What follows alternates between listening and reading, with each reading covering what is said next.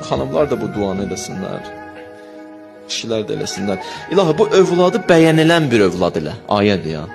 Yəni bunun tərbiyəsini özün öhdəçiliyin götür ya Rəbbəl aləmin. Mən boynuma düşən nə deyəcəm? Amma sən mənə yar.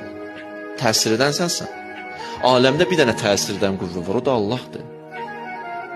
O da Allahdır. Allah, sən özün neynə mənim balamdan müğayət ol. Allah seçir həyat yoldaşlarını ki, bir-biriyle imtihan olunsunlar və özlərini tanısınlar. Sözə baxın, Peyğəmbər buyurur, hədisdir.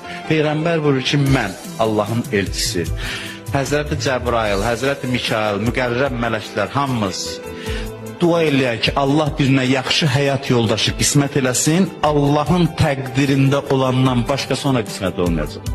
Allahın təqdiri var məsələdə. Məlum olur ki, ailədə Allahın xüsusi təqdiri var.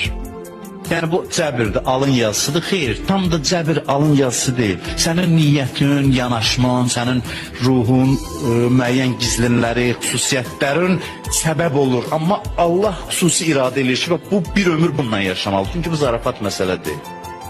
Odur ki, tez-tez demə, mən düz seçmədim, filan eləmədim. Yox, sən seçim üçün bir iki addım atırsan, Allahın iradəsi var ortada. Allahın xüsusi qərarı var.